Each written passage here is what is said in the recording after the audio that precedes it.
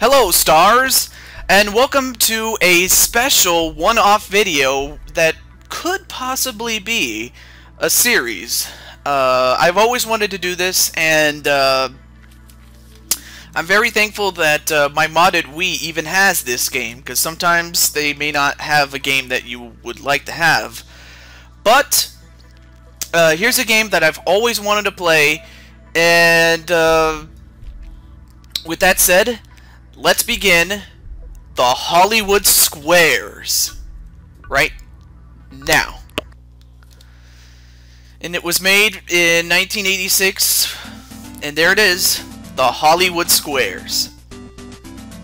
This is just incredible, and it's based off the late 1980s edition of the Hollywood Squares, although personally I really liked the late 80s to the very early 80s, or excuse me, the late 60s to the very early 80s, but anyway.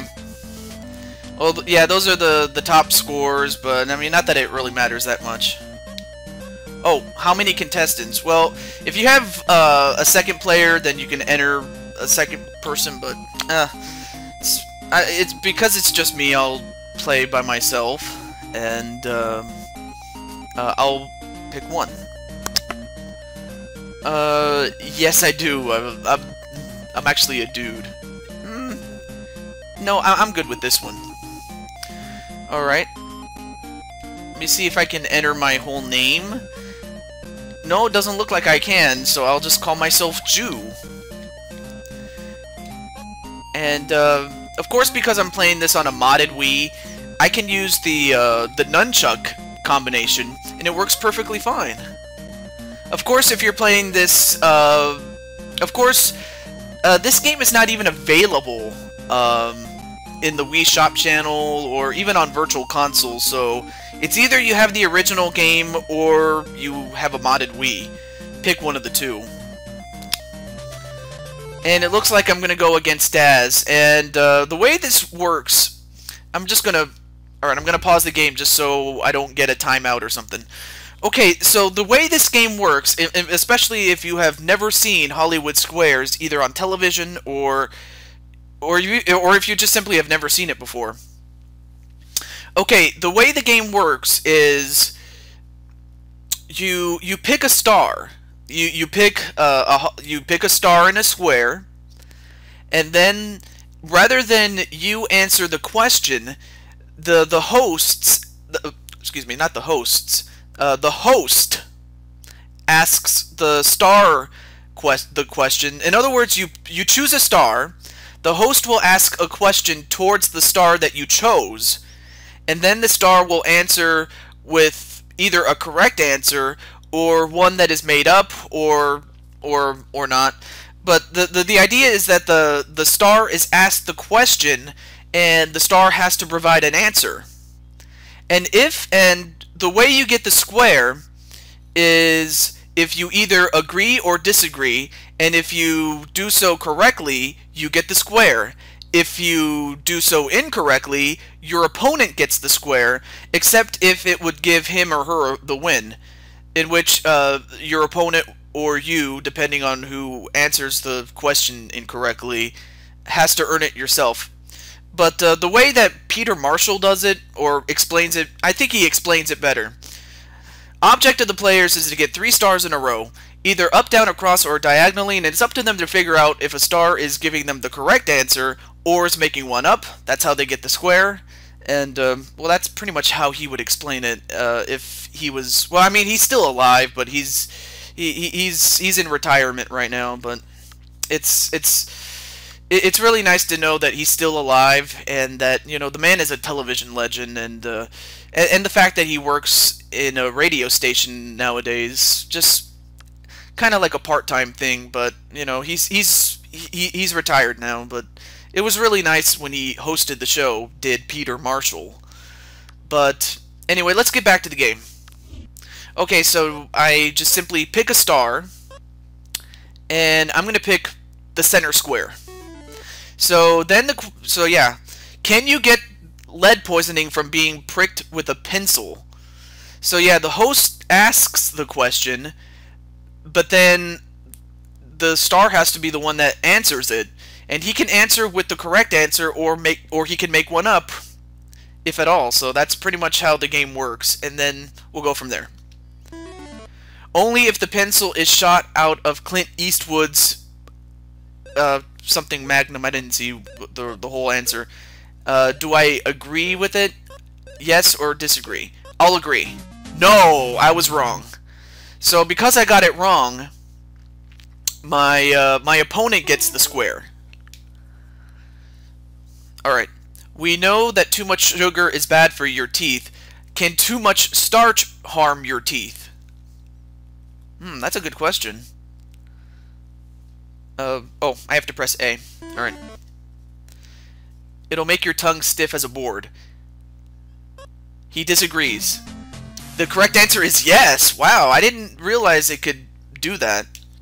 Alright, so because he made a mistake, I get the square where Dean was. Alright, I'm gonna go with May. The question is, true or false, according to the World Book, at least as of the year 1988, so remember, it's from 1988, at the Colosseum in ancient Rome, winning gladiators often participated in a game remarkably similar to the dating game. The dating game? Really? Okay. Let's see what May has to say about this. It was called Kiss My Chariot. I'm gonna disagree with that. And it's true. So I was right. That it's true that I disagreed. Alright, according to the language of the Old West, what did it mean when a cowboy sold his saddle? Again, the question is asked towards the celebrity. The celebrity gives an answer, and all Daz has to do is either agree or disagree. And if he's correct, he gets a circle, and if he incorrectly guesses it, then I get the square. But that's just mainly the gameplay. I mean, you can look it up on Wikipedia, and it would probably explain it much better than I could. So, yeah, just look it up and go from there. He lost his money and the horse in a poker game. The correct answer is he was disgraced. Okay. You can't win by default. Yeah, that means that because he got it wrong with Rob, I don't get the square automatically. I have to earn it myself. So that's what I meant by you have to earn it yourself. So anyway, here it is. For the win, according to folk medicine, the #1 cause of puffiness, particularly in the face, is what? Corn should be not enough sleep. Oh. I would have to disagree with that. Correct, too much salt in the diet. Oh, okay. So in other words, the celebrity gives you, like, some sort of funny answer, and I got $500 for that. Find the secret square for an amazing prize. So yeah, in the second round, there's a secret square game, and of course my opponent gets to go first since I went first last time. According to Red Book magazine, is it better for you to take long hot showers or quick warm ones? That's a good one. Depends who you're with. Quick warm showers. He disagrees? Wrong. Correct answer is quick warm showers. That's interesting. I didn't realize that. Alright, I'm going to try Sue. And you know what? In subsequent episodes, what I'm going to do is I'm going to, like, I can see what you're seeing right now, but only I can see it. And then I will put, like, pictures of my good friends, and then I'll have them, you know, ask or answer the questions like that. So, in other words, you'll see what I mean in future episodes of this, if the reception is that warm enough to do so. But I'm going to go with Sue. Well, not like that, but you know what I mean. Sue's question. Do Americans dream in color or black and white? Oh. I'm not sure. Now remember, the answers are only as accurate as of 1988, so just remember that, folks. It depends how old the dream is. She says black and white. I will actually disagree with that. And I was correct. It is color. So, alright. Okay, so he's gonna go for the block.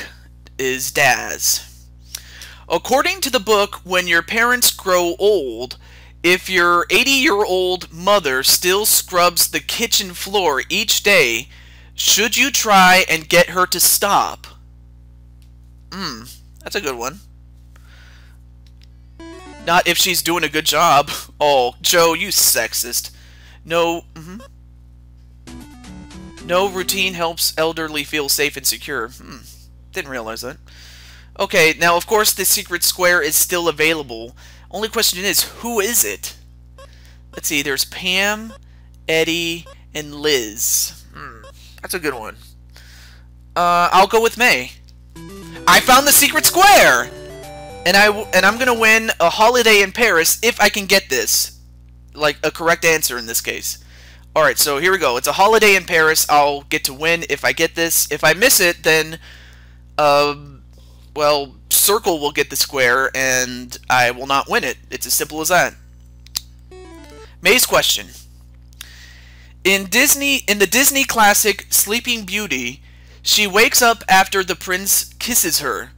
Does she say anything? I actually know this one. So let's see what her answer is. How was it for you? Yeah. Her answer is thank you. Actually, Sleeping Beauty doesn't even say anything, actually. So I'll disagree. No, she smiles, but never says a word. I remember it, so I won a holiday in Paris! Yes! Oh, man. I'm so good at this game. Alright, so let's continue. Alright, so I won the secret square, but of course Daz is gonna still block, so... Alright. Where do they answer the phone by saying pronto?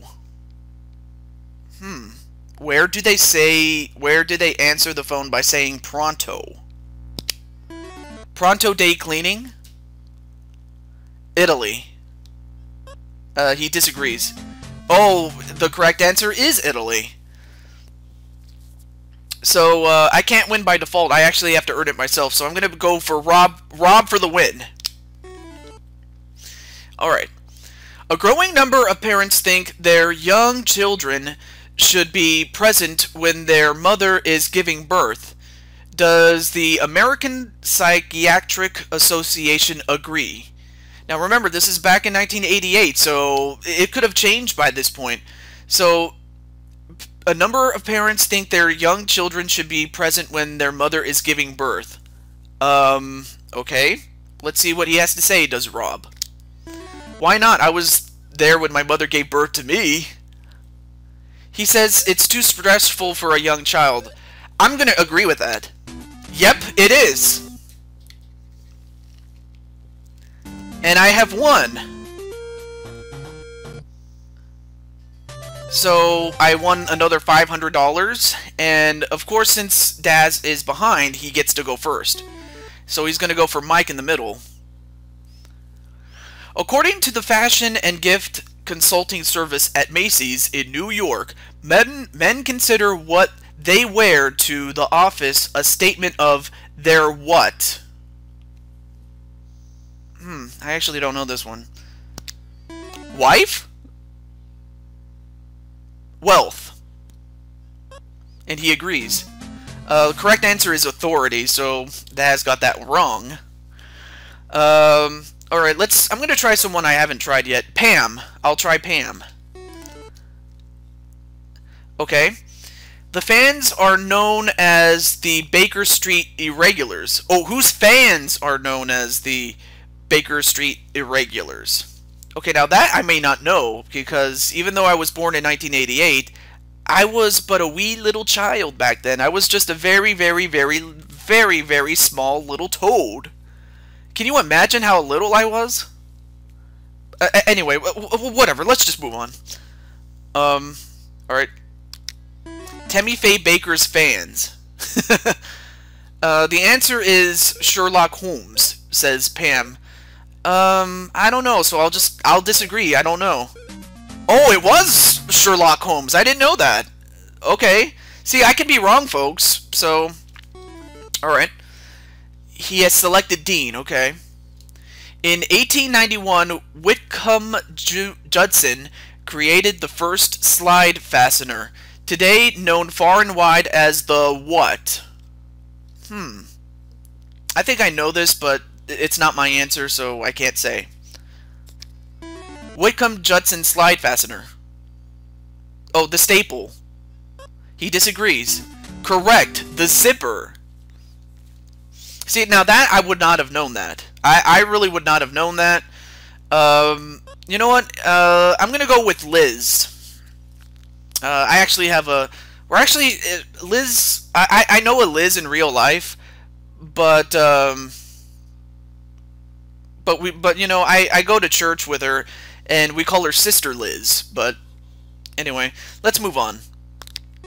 Her question: when Ronald Reagan entered a room, the band was supposed to play "Hail to the Chief."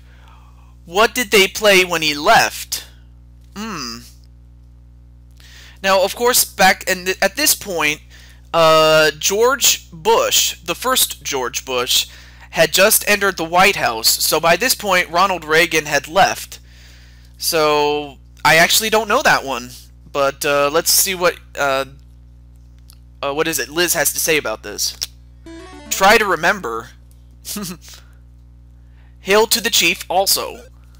Oh. You know what? I'm gonna agree with this. Yep, it was. So, yeah, I mean, it could have gone either way, but I actually got that right, so, oh well. For the block. When Muhammad Ali fought the classic Thrilla in Manila, who was his opponent? Now, I actually know the answer to this one, but we'll see if Daz even knows, if the star that he chose knows the answer. We'll see. Ferdinand Marcos? Oh, George Foreman. He disagrees, and he's right. It's Joe Frazier. And you know, Joe Frazier, really great boxer in his own right, but I'm afraid I'm going to have to go with Rob for the block. For the block. It doesn't have batteries. It's not a teddy bear, but in a recent study of children in nursery school, 2/3 said they own this classic toy. What is it? A black and white TV? A G.I. Joe doll.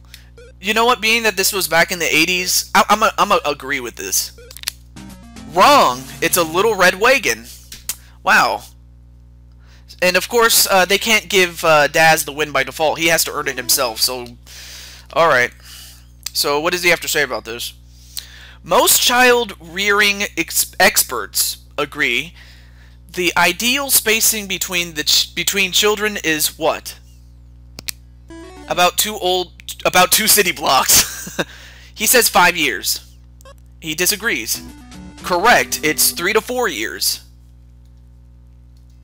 So, yeah, Daz wins the game, but you know, I already won the secret square, and we have the tiebreaker question. Oh, that game was worth $1,000 for Daz. This is the tiebreaker question. Alright. Now, of course, being that this is the 1988 variation of Hollywood Squares, I don't know how this game works. See, I'm more familiar with the 1960s to, or the 1966 to 1981 variation of Hollywood Squares, the nighttime edition, I mean. And, but it doesn't work like this in this game because this is the 1986 to 1989 edition of Hollywood Squares. But anyway, let's find out what the tiebreaker question is right now. Oh, and I get to select. Okay. Let's see. I haven't talked to Eddie yet, so let's go to Eddie. His question: which scientist would most likely have a laboratory filled with a schist? What's a schist? A sloppy one. Eddie's answer is a geologist. You know what? For the win, I'm going to agree. Yes! I got it! Now, of course, if I had missed it, then I would have given Daz the win. So I won. I win, and I'm gonna go for the car. Yes! Oh, I have to choose a key, so I'm gonna choose number 5. Choose a car. Oh, I can select which car I want. Okay. I have a white car, a yellow car, a red car, an orange car, and a blue car. I wanted a blue car. Alright. Is this it? Am I gonna win a car? Now turn the key. Did I get this?